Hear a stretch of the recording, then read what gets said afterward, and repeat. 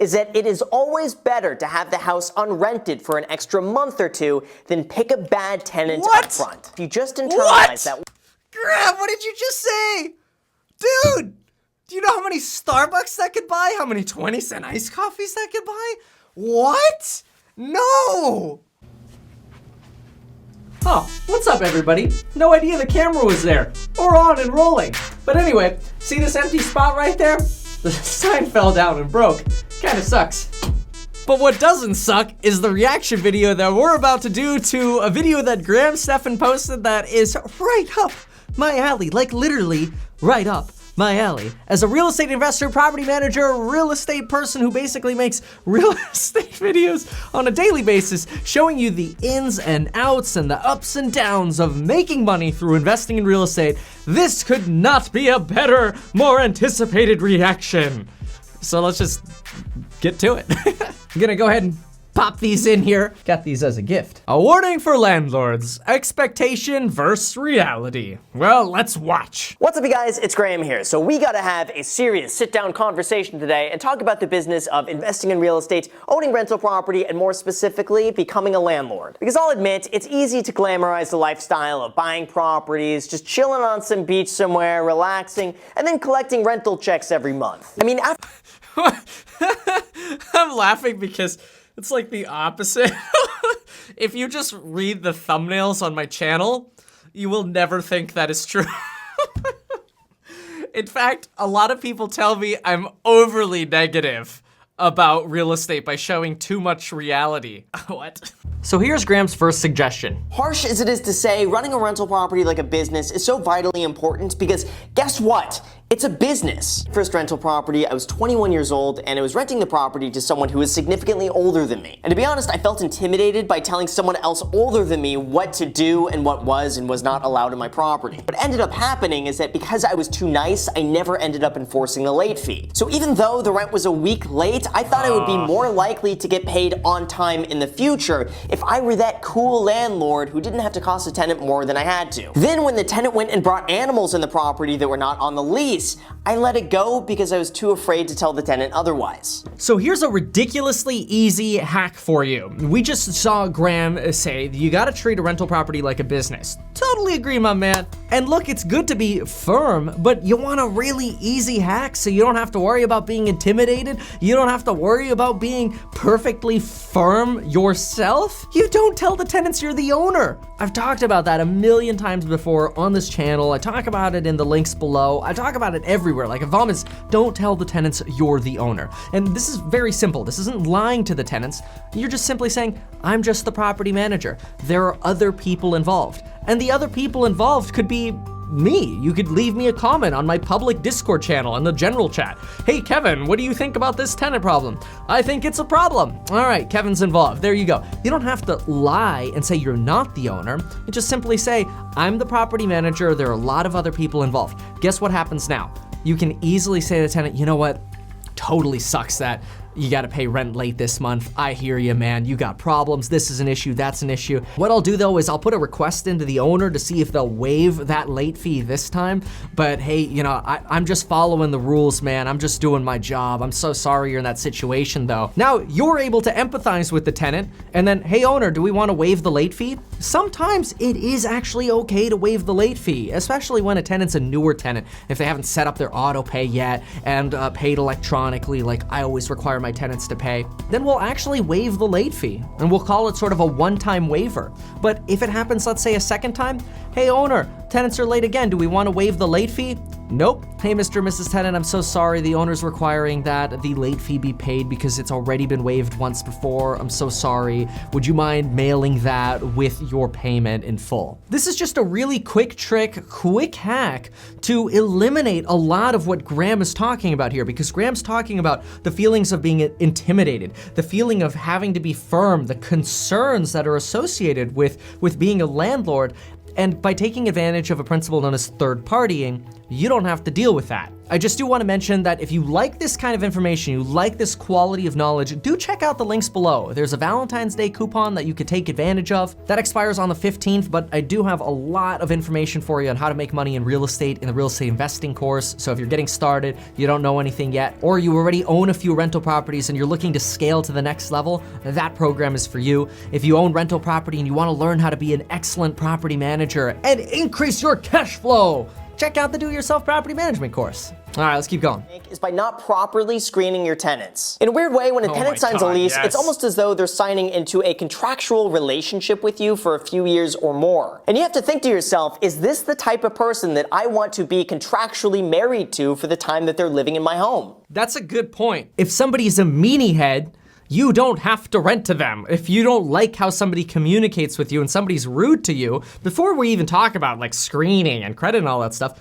you don't have to rent to mean people.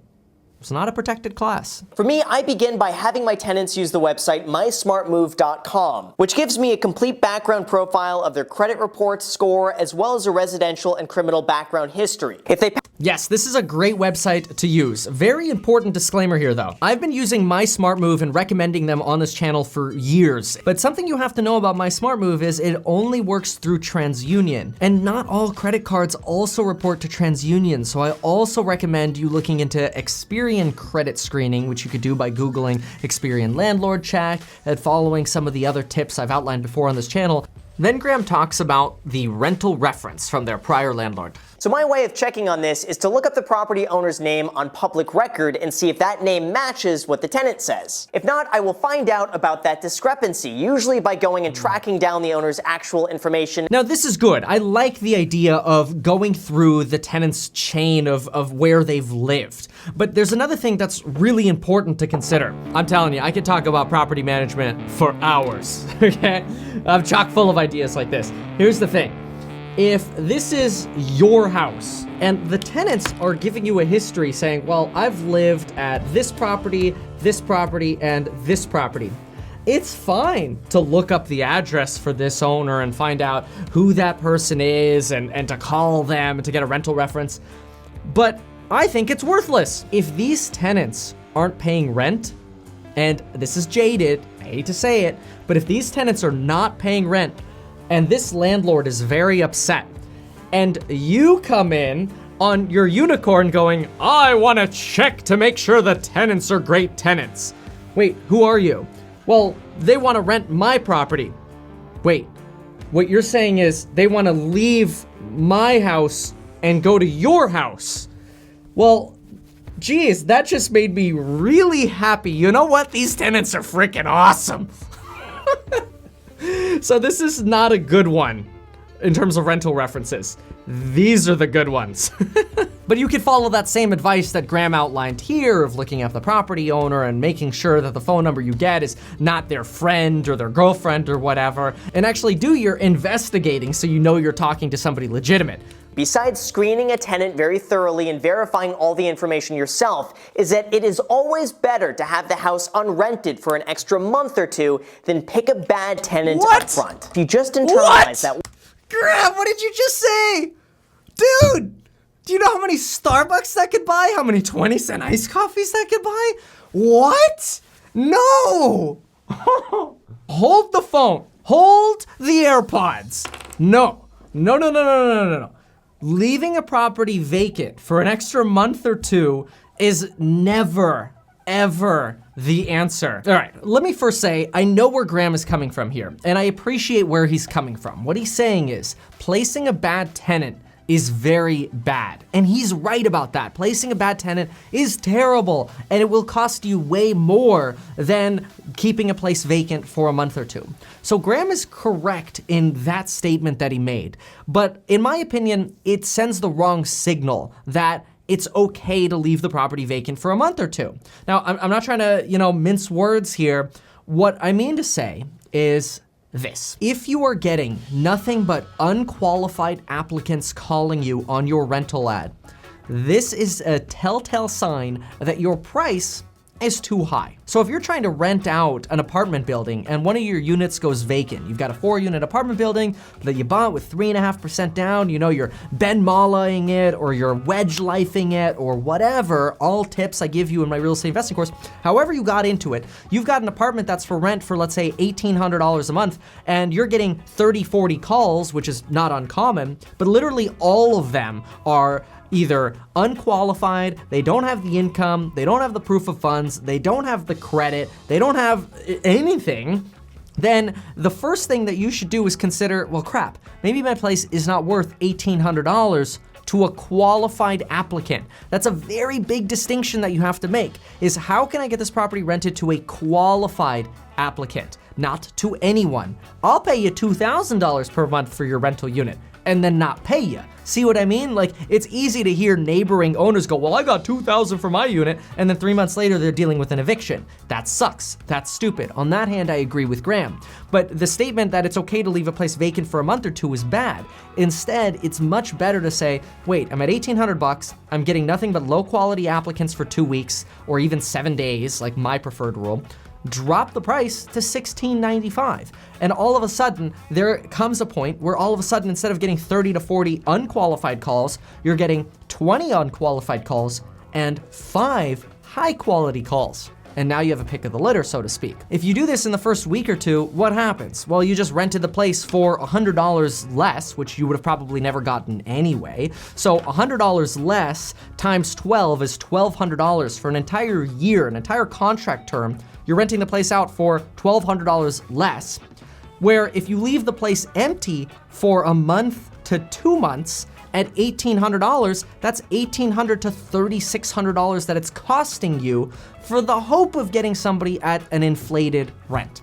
This is why rent reductions and getting a place rented faster to a quality tenant, way better than ever leaving a place empty. Next, Graham talks about following the contract. You must always abide by the contract. As a landlord, your number one goal is to get something known as tenant leverage. And I know sometimes people hear that and they're like, oh my gosh, you want leverage over a tenant, that's mean. No, I'm not trying to establish something evil here. Think about it this way. When a tenant takes keys to your rental property, they're in possession. They have the most legal rights. You're screwed. If they decide not to pay rent, you gotta evict them. It's a court process. You gotta get the sheriff involved. It's hard. So when you start a rental relationship, even with the contract, realize your leverage is down here and the tenant's leverage is up here because they're in control of the property.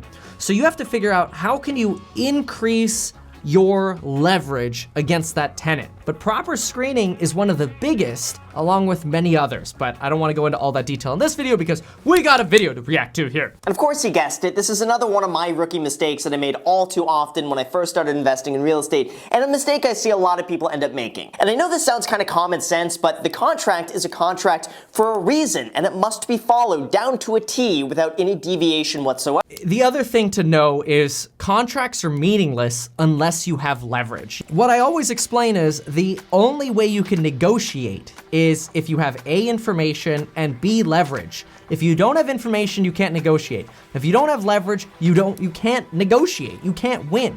The same thing is true with a tenant.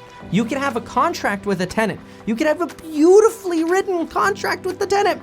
But if you don't have leverage over the tenant, enforcing a contract becomes nearly impossible. Important to realize that as a landlord, you're going to be on call 24/7. Now, that's not to say that you're going to need to work your entire schedule around being available 24/7, because that's not the case. But you will need to be prepared to get calls and texts at the most random times of the day for the most random things. And sometimes it's going to require you to stop whatever you're doing and attend to whatever issue comes up. For example, okay, that's fair. That's totally true.